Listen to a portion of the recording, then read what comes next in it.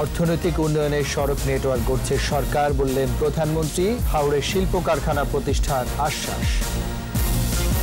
নোয়াখালীতে গৃহবধূ নির্যাতনের ঘটনায় গ্রেফতার আরো 2। সাফারে ধর্ষণের ভিডিও প্রকাশ। কিশোর গ্যাংয়ের 4 সদস্য আটক। ভিসার মেয়াদ বাড়ার ঘোষণায় এয়ারলাইন্সে সৌদি প্রবাসীদের ভিড়। নিশ্চিত না হওয়ার অভিযোগ অনেকে।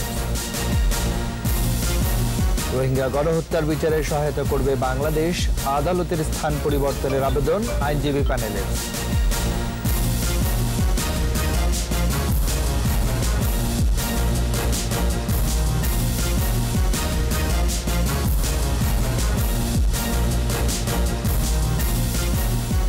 ফার্স্ট সিকিউরিটি ইসলামী ব্যাংক লিমিটেড সংবাদ শিরোনাম। সবাইকে আমন্ত্রণ জানাচ্ছি দুপুর 2টার 21 সংবাদের সাথে আছে আমি রাজীব জামান।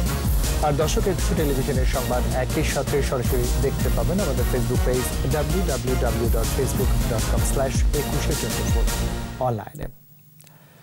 অর্থনৈতিক সম্ভাবনা কাজে লাগাতে দেশব্যাপী সড়ক নেটওয়ার্ক গড়ে তুলছে সরকার। দেশের অগ্রগতির জন্য এমন উদ্যোগ অব্যাহত থাকবে। কিশোরগঞ্জের হাওড়ে অল ওয়েদার সড়ক উদ্বোধন করে এসব কথা বলেন প্রধানমন্ত্রী শেখ হাসিনা। এ সময় হাওড় অঞ্চলে কৃষি পণ্য ভিত্তিক শিল্প কারখানা গড়ে তোলারও আশ্বাস দেন প্রধানমন্ত্রী। বিস্তারিত জানাচ্ছেন আকবর হোসেন সুমন। সৌন্দর্যের লীলাভূমি কিশোরগঞ্জের হাওর অধ্যুষিত ইটনা, মিঠামইন ও অষ্টগ্রাম উপজেলা। সম্প্রতি যুক্ত হয়েছে সারা বছর চলাচল উপযোগী দৃষ্টিনন্দন সড়ক। রাষ্ট্রপতির উদ্যোগে 874 কোটি টাকা ব্যয়ে প্রায় 30 কিলোমিটার দীর্ঘ এই সড়কের নির্মাণ কাজ শুরু হয় 2016 সালে। ইটনা, মিঠামইন ও অষ্টগ্রামে অল ওয়েদার সড়কের হাওর অঞ্চলে পর্যটন সম্ভাবনা সৃষ্টি করেছে। গণভবন থেকে সড়কটি উদ্বোধন করেন প্রধানমন্ত্রী শেখ হাসিনা। শুভ উদ্বোধন ঘোষণা করছি। হাওর অঞ্চলের অর্থনৈতিক সম্ভাবনা বিবেচনায় নিয়ে কৃষি পণ্য ভিত্তিক শিল্প কারখানা গড়ে তোলার আশ্বাস দেন প্রধানমন্ত্রী। যে অঞ্চলে যে পণ্যটা উৎপাদন হয় তার ভিত্তিতে যেন শিল্প গড়ে ওঠে সেদিকে আমরা নজর দিচ্ছি, যাতে কৃষির উপর নির্ভরশীল অঞ্চলগুলি তারা শুধু কৃষির উপরই নির্ভরশীল থাকবে না, তাদের উৎপাদিত পণ্য প্রক্রিয়াজাত হবে, বাজারজাত হবে, দেশে বিদেশে রপ্তানি করা যাবে এবং মানুষের আর্থিক সচ্ছলতা আসবে। ইটনা, মিঠামইন ও অষ্টগ্রাম সড়ক হাওর অঞ্চলে যোগাযোগের ত্রিমাত্রিক নেটওয়ার্ক গড়ে তুলতে সহায়ক হবে বলে উল্লেখ করেন সরকার প্রধান। যে মহামান্য রাষ্ট্রপতি যদি এই উদ্যোগটা না নিতেন আর বারবার আমাদেরকে না বলতেন, তাহলে তো এই অঞ্চলে যে এরকমভাবে রাস্তা করা যায় এটা হয়তো চিন্তারই বাইরে ছিল। যোগাযোগ ব্যবস্থা ভালো হবে, মানুষের পণ্য পরিবহনের সুবিধা হবে, সেখানে মানুষের অর্থনৈতিকভাবে স্বাবলম্বিতা ফিরে আসবে এবং বাংলাদেশ হবে জাতির পিতার স্বপ্নের ক্ষুধামুক্ত, দারিদ্র্যমুক্ত সোনার বাংলাদেশ। আসছে শীতে করোনার সংক্রমণ বৃদ্ধির সতর্ক বার্তা দিয়ে জেলা ও উপজেলা সদর হাসপাতালগুলোকে প্রস্তুত রাখার নির্দেশনা দেন প্রধানমন্ত্রী। করোনা ভাইরাস যখন গতবার শীতকালে শুরু হয়েছিল, আগামী শীতকালে আবার আসতে পারে, সেটা মাথায় রেখে প্রত্যেকটা জেলা হাসপাতালে আইসিইউ নির্মাণ থেকে শুরু করে অক্সিজেনের ব্যবস্থা এবং সব ধরনের চিকিৎসা সেবার ব্যবস্থা আমরা করে দিচ্ছি। করোনায় ভুক্তভোগী শিক্ষার্থীদের পড়াশোনা চালিয়ে যাবার আহ্বান জানিয়ে প্রধানমন্ত্রী বলেন, যে কোনো সমস্যা অতিক্রম করে বাংলাদেশ এগিয়ে যাবে। প্রমোশনটা দিয়ে দেওয়া হবে যারা যেন পড়াশোনাটা অব্যাহত রাখতে পারে। আকবর হোসেন সুমন, একুশে টেলিভিশন, ঢাকা। নোয়াখালীর বেগমগঞ্জে গৃহবধূ নির্যাতনের ঘটনায় আরও 2 আসামি শামসুদ্দিন ও মাইনুদ্দিনকে গ্রেফতার করেছে র্যাব। আর 2 সন্তানের জননীকে ধর্ষণ মামলার আসামি এক পুলিশ সদস্যকে নারায়ণগঞ্জের সিদ্ধিরগঞ্জ থেকে গ্রেফতার করা হয়েছে। এছাড়া 2 তরুণী ধর্ষণের অভিযোগে আশুলিয়া থেকে 4 জনকে আটক করেছে পুলিশ। একুশের প্রতিনিধিদের সহায়তায় রত্না জামানের রিপোর্ট। বেগমগঞ্জে গৃহবধূ ধর্ষণ মামলার আসামি শামসুদ্দিন সুমনকে হবিগঞ্জের কালেঙ্গা ত্রিপুরা বস্তি থেকে গ্রেপ্তার করেছে পিবিআই। এদিকে নির্যাতনের ঘটনায় আরেক আসামি মাইনুদ্দিন শাহেদকে নোয়াখালী থেকে গ্রেপ্তার করা হয়েছে। এ নিয়ে এ মামলায় মোট গ্রেপ্তার 11 জন। নারায়ণগঞ্জের সিদ্ধিরগঞ্জে 2 সন্তানের জননীকে ধর্ষণের মামলায় অভিযুক্ত পুলিশ সদস্য আব্দুল কুদ্দুস নয়নকে গ্রেপ্তার করেছে পুলিশ। এদিকে আশুলিয়ায় 2 কিশোরী গণধর্ষণের ঘটনার ভিডিও প্রকাশ হওয়ার ৩৫ দিন পর অভিযুক্ত কিশোর গ্যাংয়ের 4 জনকে গ্রেপ্তার করা হয়েছে। মঙ্গলবার 3 জনকে গ্রেপ্তার করা হয় আশুলিয়া থেকে। বৃহস্পতিবার সকালে মূল হোতা শাহরুখকে খুলনা থেকে গ্রেপ্তার করে পুলিশ। তাদের বিরুদ্ধে ধর্ষণ মামলা হয়েছে। তাদের আইনের আওতায় এনে দৃষ্টান্তমূলক শাস্তির দাবি সচেতন নাগরিকদের। রত্না জামান, 21 টেলিভিশন। 30 অক্টোবর পর্যন্ত সৌদি প্রবাসীদের ভিসার মেয়াদ বেড়েছে। পররাষ্ট্রমন্ত্রী ডক্টর একে আব্দুল মোমেনের এমন ঘোষণার পর বৃহস্পতিবার এয়ারলাইন্সের অফিসগুলোর সামনে প্রবাসীদের ভিড় বেড়েছে। তবে অনেকের অভিযোগ, মেয়াদ বাড়ানো নিয়ে এখনো নিশ্চিত হতে পারেননি তারা। জসিম জুয়েলের রিপোর্ট। আমরা সুখবর পেয়েছি, 30 অক্টোবর পর্যন্ত বর্ধিত করেছে। পররাষ্ট্রমন্ত্রীর এমন ঘোষণার পর নতুন করে সৌদি আরব ফিরে যাওয়ার আশা দেখছেন প্রবাসীরা। যাদের ভিসার মেয়াদ 30 সেপ্টেম্বর শেষ হয়ে গেছে, তাদের ভিড় বিভিন্ন এয়ারলাইন্সের সামনে। সৌদি সরকার ঘোষণা করছে 30 অক্টোবর পর্যন্ত 1 মাসের টাইম বাড়িয়ে দেওয়া হয়েছে ভিসার মেয়াদ, এবং কি বাংলাদেশের পররাষ্ট্রমন্ত্রী টিভিতে এটা বলে দিছে যে ভিসার মেয়াদ বাড়ানো হয়েছে, সবাই এটা টিকিটের জন্য কোনো সমস্যা হবে না। ওই খবর দেখে আমরা এখানে আসছি সবাই। 30 দিনে মেয়াদ বাড়িয়ে দিয়েছে, তাই এই শোনা আমরা শুনে আসছি। আমাদের টিকিট আপডাউন কাটা আছে, আমাদের টিকিট দেওয়ার জন্য। কালকে বলছে আমরা ভিসার মেয়াদ 30 তারিখে শেষ হয়েছে, আবার শুনতেছি আবার 30 তারিখ বাড়াইছে। অনেক শুনে আমরা এখানে আসছি। তবে অনেকের অভিযোগ, পররাষ্ট্রমন্ত্রীর ঘোষণার পরও এখনো পর্যন্ত বাড়েনি ভিসার মেয়াদ, তাই শঙ্কার মধ্যে আছেন তারা। ঘন্টাখানেক আগে চেক করাইলাম, কিন্তু যে ম্যাটটাতে আসার কথা ছিল সেই ম্যাটটা এখন মধ্যে আমাদের আসে নাই। আমরা কাল রাত্রে যখন দেখছি টিভিতে, দেখার পরে আমরা ঢাকার উদ্দেশ্যে রওনা দিছি। এখানে সকালে এসে চেক করছি, কোনো মেয়াদ বাড়েনি। 1 মাস বাড়ানোর কথা, এটা এখনো অনলাইনে আসে নাই, কোনো জায়গায় আমরা খবর পাই নাই। সকালের তেলইয়া ঘুরতেছে, ওই খবর পাই নাই এখনো। এদিকে মধ্যপ্রাচ্যের অন্যান্য দেশে যেতে টিকিট পাওয়া নিয়ে প্রবাসীদের ভিড় রয়ে গেছে। জসিম জুয়েল, 21 টেলিভিশন, ঢাকা। মিয়ানমারের রাখাইনে মানবতাবিরোধী অপরাধের বিচারের সুবিধার্থে কোনো সহায়তা লাগলে তা করতে রাজি বাংলাদেশ। নেদারল্যান্ডের হেগের পরিবর্তে এই অঞ্চলের কোনো দেশে শুনানি করার আবেদন করেছে আইনজীবী প্যানেল। গণমাধ্যমে খবরটি আসলেও আনুষ্ঠানিকভাবে বাংলাদেশ কোনো প্রস্তাব পায়নি বলে জানালেন পররাষ্ট্রমন্ত্রী ডক্টর একে আব্দুল মোমেন। আর জানাচ্ছেন মোহাম্মদ নুরুন নবী। রাখাইনের গণহত্যা ও মানবতা বিরোধী অপরাধের বিচারে রোহিঙ্গাদের শেষ ভরসা এখন আন্তর্জাতিক অপরাধ আদালত আইসিসি। আন্তর্জাতিক ন্যায় বিচার আদালত আইসিজেতে গাম্বিয়ার করা মামলায় প্রথমে অস্বীকার করলেও কাঠগড়ায় হাজির হতে বাধ্য হন অং সান সুচি। আদালত অন্তর্বর্তী আদেশে গণহত্যা বন্ধ করার নির্দেশ দিলেও মানেনি মিয়ানমার। গেল 2 মাসে 56 জনকে হত্যার খবর এসেছে। বিপুল সংখ্যক রোহিঙ্গা জনগোষ্ঠী বাংলাদেশে আশ্রয় নিয়েছে। হেগের আন্তর্জাতিক অপরাধ আদালতে শুধু দূরত্বের কারণে নির্যাতিত রোহিঙ্গাদের শুনানিতে অংশ নেওয়া কঠিন, তাই অন্য কোনো দেশে আদালত বসানোর আবেদন করেছে 3টি ভিকটিম গ্রুপের আইনজীবীরা। এটা বাস্তবসম্মত না এই কারণে যে আন্তর্জাতিক আদালতের নিজস্ব গতি প্রকৃতি আছে, এখানে আন্তর্জাতিক আইনের ব্যাপার আছে, এটা ডোমেস্টিক আইন না। বিষয়গুলি সাক্ষ্য প্রমাণ হিসেবে, দালিলিক প্রমাণ হিসেবে অত্যন্ত গুরুত্বপূর্ণ। তার মানে এটা না যে আন্তর্জাতিক আদালত সরাসরি এটাকে বাইল্যাটারাল এবং কয়েকজনের সাক্ষ্য প্রমাণের ভিত্তিতে একটা ভার্ডিক্ট দিয়ে দিবে। আইসিসির ধারণা বিবরণীতে বাংলাদেশকে বোঝানো হয়েছে উদ্যোগটি বাস্তবায়ন হলে বিচারের বড় মাইলফলক হবে বলে মনে করছেন বিশ্লেষকরা। সব জাজরা সম্মত হতে হবে, যেই দেশে বসবে সেই দেশের সম্মতির প্রয়োজন আছে, এবং এইটা রিয়েলিস্টিক কিনা এবং এতে সিকিউরিটি থ্রেট হবে কিনা, এই সার্বিক বিবেচনায় তারা আপনার কোর্ট বসাতে পারে। ক্যাম্বোডিয়ায় কোর্ট বসেছে, বাট এটার একটা প্রসেস আছে। নিয়ম অনুযায়ী নেদারল্যান্ডসের বাইরে অন্য কোনো দেশেও আদালত পরিচালনার সুযোগ আছে, তবে মান বজায় রাখার পাশাপাশি খরচ এবং নিরাপত্তার বিষয়গুলোকে বিবেচনায় নেওয়া দরকার।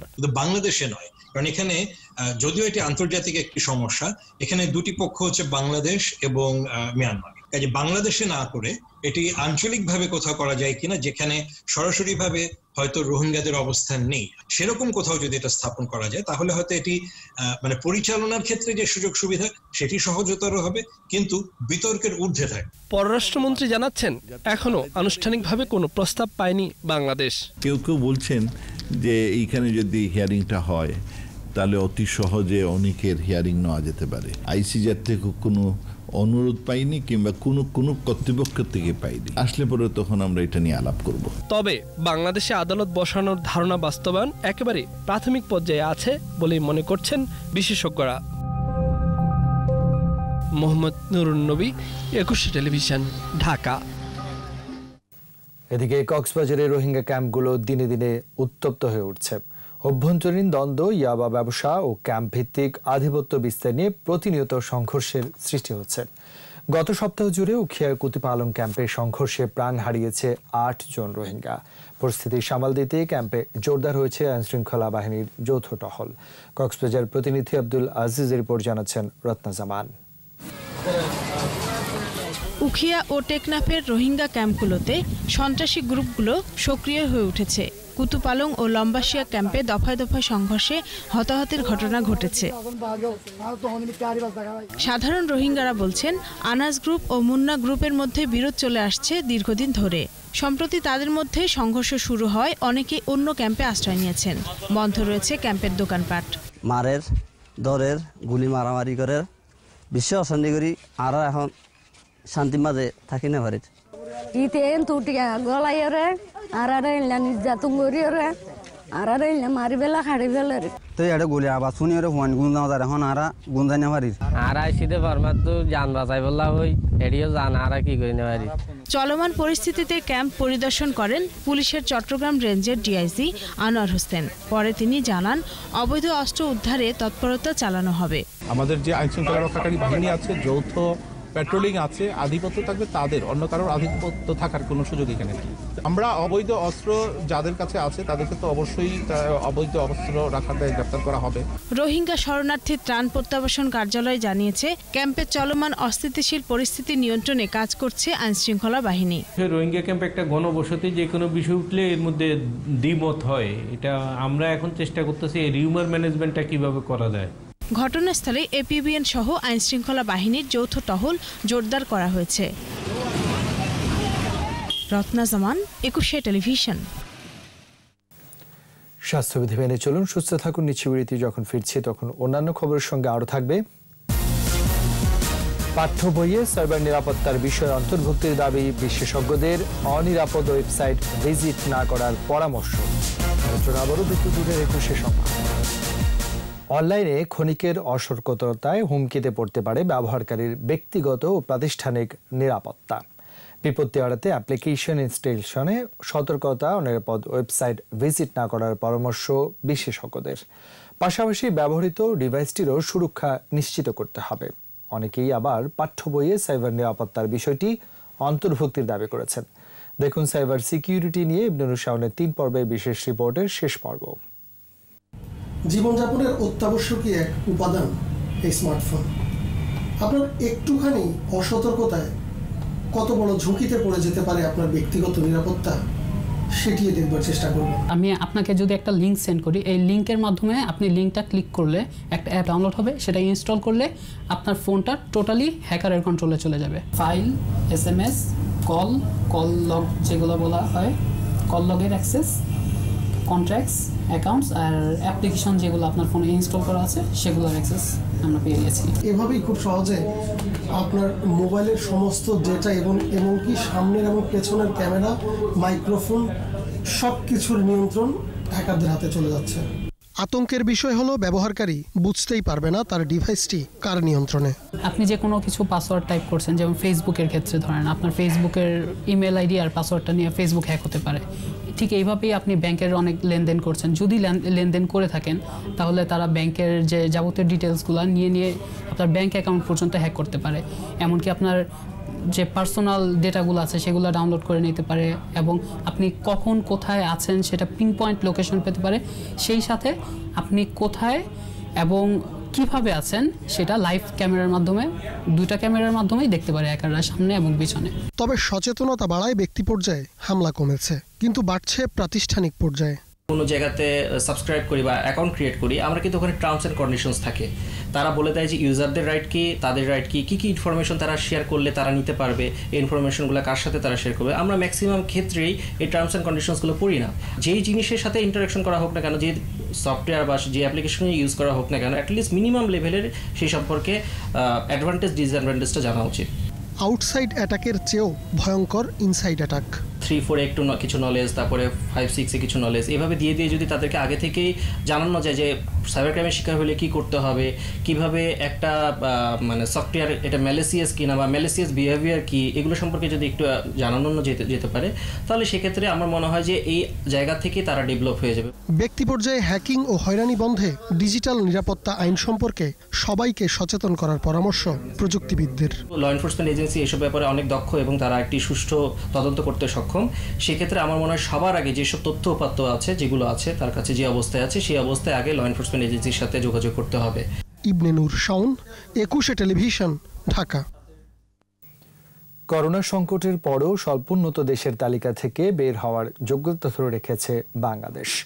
অর্থনীতির এমন পরিস্থিতি বিবেচনায় পরবর্তী তালিকা অবস্থান নিশ্চিত করতে দ্রুত কর্মপরিকল্পনা নেওয়ার পরামর্শ দিয়েছেন সিপিডির সম্মানীয় ফেলো ডক্টর দেবপ্রিয় ভট্টাচার্য। বৃহস্পতিবার এক ওয়েবিনারে এমন তাগিদ দেন তিনি। মেহেদী হাসানের রিপোর্ট। মাথাপিছু গড়ায় মানব সম্পদ এবং অর্থনৈতিক ভঙ্গুরতা, এই 3 সূচকে জাতিসংঘের মানদণ্ড অতিক্রম করতে পারলেই স্বল্পোন্নত দেশের তালিকা থেকে বের হওয়ার যোগ্যতা অর্জন করে একটি দেশ। বাংলাদেশ সে যোগ্যতা অর্জন করেছে 2018 সালে। 2021 সালে দ্বিতীয় দফা মূল্যায়নের পর 2024 সালে চূড়ান্তভাবে এ তালিকা থেকে বেরোবে বাংলাদেশ। সম্প্রতি করোনা সংকটে বিশ্ব অর্থনীতির অনেক হিসাবই উল্টে গেছে।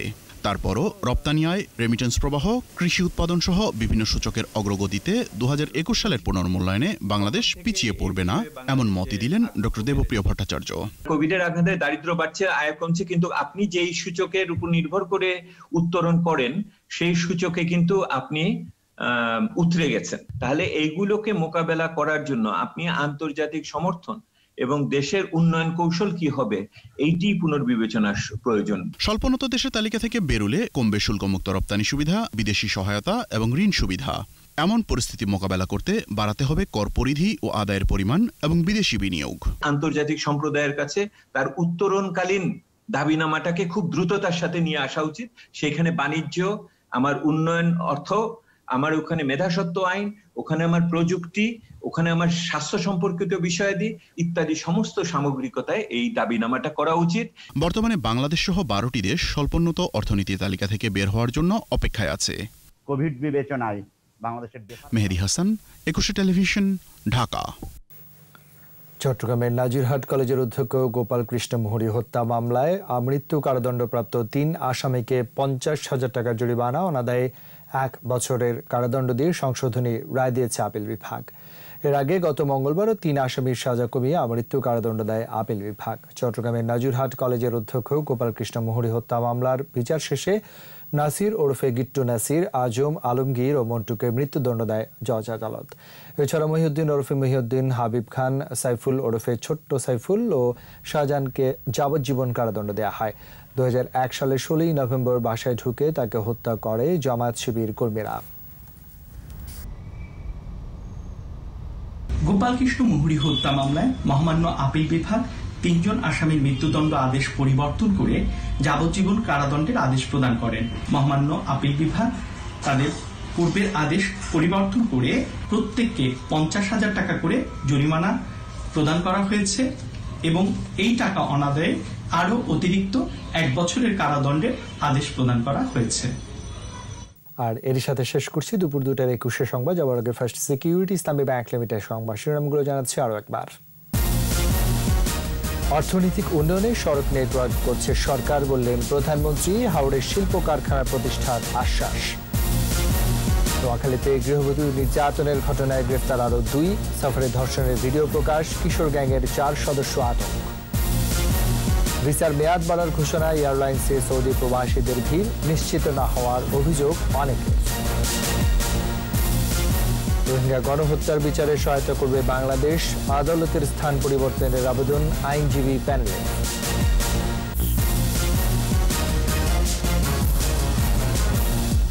সর্বশেষ খবর জানতে ডায়াল করুন 202 নম্বর ও ভিজিট করুন 21-tv.com ওয়েবসাইটে। সারা ফেসবুকে ভিজিট করতে পারেন facebook.com/2124 অনলাইনে। 6টায় আমাদের চট্টগ্রাম সংবাদ দেখার আমন্ত্রণ রইল। স্বাস্থ্যবিধি মেনে চলুন, সুস্থ থাকুন, 21-এর সঙ্গেই থাকুন।